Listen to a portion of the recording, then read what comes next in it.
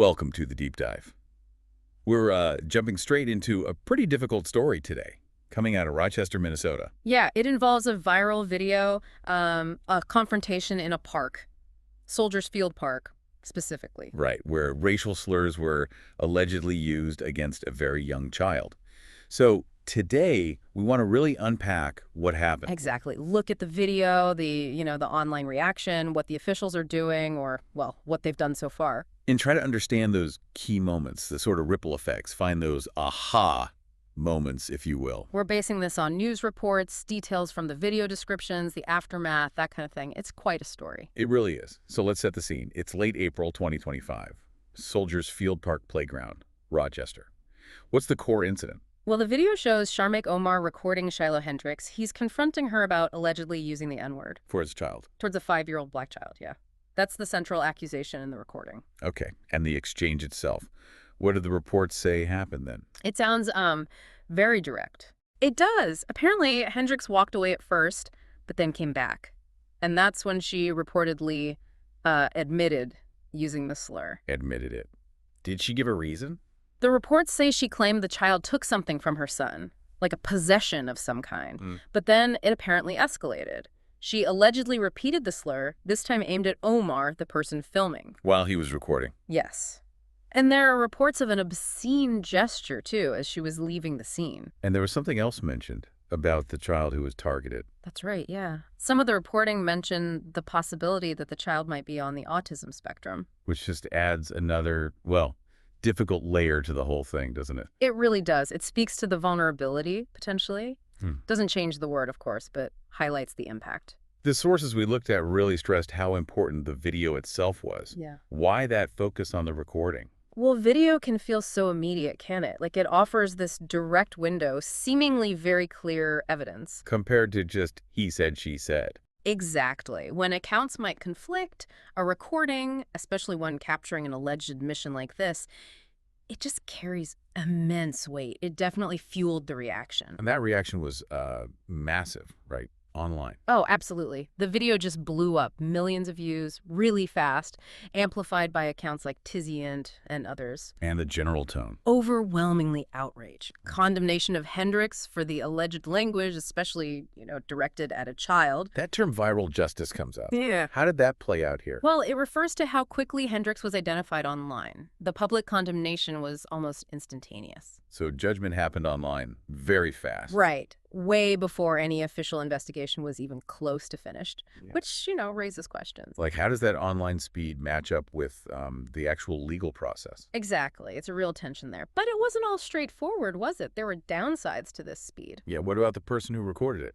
Sharmake Omar. He reportedly faced some serious backlash himself. Death threats, apparently. Wow, just for filming. Yeah. It got to the point where CARE Minnesota actually called for protection for him and the child's family. So it shows a risk, doesn't it, for people who document these things? Definitely a potential risk. So while the internet reacted instantly, the official wheels turned slower.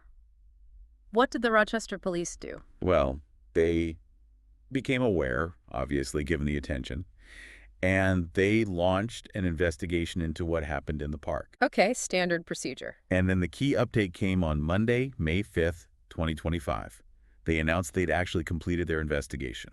Ah, okay. So, case closed from their end. Did they say what they found? Not specifics, no. Their statement basically said they'd done a thorough job, gathered all the information they could. Make sure they understood the whole picture. Right, and that they had passed everything over to the Rochester City Attorney's Office. Got it. So, it's off their desk and onto the city attorneys. What happens now? Now, the city attorney reviews everything, all the evidence the police gathered. And they decide if charges should be filed. Exactly. They look at whether there's enough legal basis for criminal charges.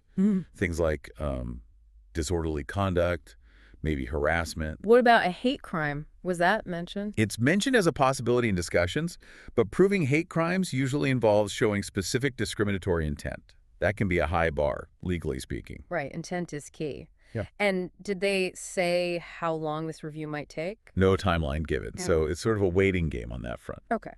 And were other local leaders speaking out beyond the police? Oh, yes. The mayor of Rochester, Kim Norton, put out a statement, said she was shocked and sickened by the video. Strong words. Yeah, and she reaffirmed the city's commitment to being, safe and inclusive. Any other groups? The Rochester NAACP also weighed in. They condemned the alleged actions, called for charges to be filed. So adding pressure there. And they also mentioned something concerning, they said they'd seen an increase in racially motivated incidents reported locally. That adds some broader context. Okay, so we have the incident, the video, the investigation handed off, but there was also this whole fundraising angle, wasn't there? Yes, that became a huge part of the story. Pretty controversial. What happened there? Well, Shiloh Hendrix started a crowdfunding campaign on GiveSendGo. Okay. For what purpose? She claims she and her family were getting threats and needed money to relocate for safety. And what kind of money was she asking for? It started high and then went higher. I think the final goal was $1 million. $1 million. Wow. And how did that go, given the online reaction we just talked about? Well, this is the thing. Despite all the condemnation, that fundraiser raised a lot of money. Over $660,000 by early May. Over $500,000. Yeah. Which, as you can imagine, caused even more outrage. I bet. People seeing it as rewarding bad behavior. Exactly. Or at least supporting someone accused of really harmful racist behavior. It really sparked debate about who gets sympathy, who gets financial support. It makes you wonder, doesn't it? What motivates people to donate in a situation like that? It's a complex question, but there was a counter-effort, wasn't there? Yes. In response, the Rochester NAACP set up their own fundraiser on GoFundMe. Okay, what was the goal for that one? It was called Stand Against Racism, Help Rochester BIPOC Thrive. The idea was to support the child's family. The family of the boy who was targeted. Yes, and also to fund local racial justice work more broadly. And how did that one do?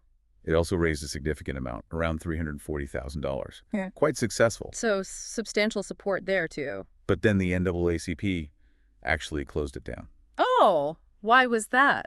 At the request of the child's family, they wanted privacy, which is completely understandable. Absolutely. Wow. So you have these two big fundraisers pulling in almost $1 million combined for completely opposing reasons. It really lays bare some deep divisions, doesn't it?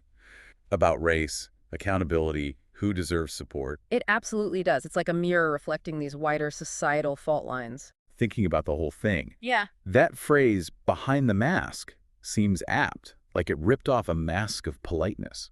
Yeah, it really exposed how overt racism can still just erupt in a public park, challenges that idea that we're past all that. And it makes us grapple with this viral justice idea again.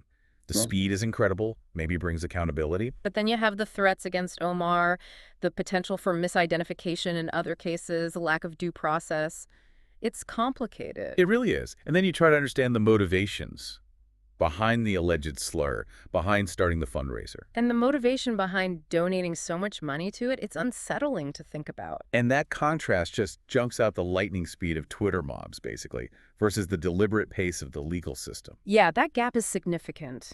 The online world demands instant answers, instant consequences. The legal system just doesn't work that way. It can't. So that city attorney's review is the next official step in that slower, formal process. Right. It represents that different kind of accountability pathway. Okay, so let's just quickly recap. We had the alleged confrontation in the park. Caught on video, went viral incredibly fast. Sparked huge online outrage, but also threats. Police investigate, finish their part, hand it to the city attorney. Who is now deciding on potential charges. No timeline yet. And alongside all that, this really divisive fundraising story unfolds. Big money raised on both sides. Showing those deep societal splits. Exactly. So that's where things stand now, essentially, waiting on the city attorney's decision. When you step back, what are the bigger takeaways here? The wider implications? Well, sadly, it's another reminder that racism is still very present. And it highlights just how powerful social media is now. For better and for worse, it seems. Exposing things, but also creating new problems. Precisely. It shapes the narrative, drives reactions, maybe even influences outcomes in ways we're still figuring out. And of course, the impact on the child, the family, the whole Rochester community, that's profound. It really makes you think about accountability. There's the online shaming, which is instant and brutal sometimes. Then there's the community response, like the NAACP fundraiser, trying to support and push for change. And finally, the legal system, which is slow, but has formal consequences. Which one actually matters most? That's the lingering question, isn't it? What really constitutes justice or accountability in a case like this? Yeah. It leaves you wondering, What form of accountability do you, listening to this, think truly holds the most weight when something like this happens? Is it the court of public opinion online, community action, or the slow grind of the legal process? Something to think about.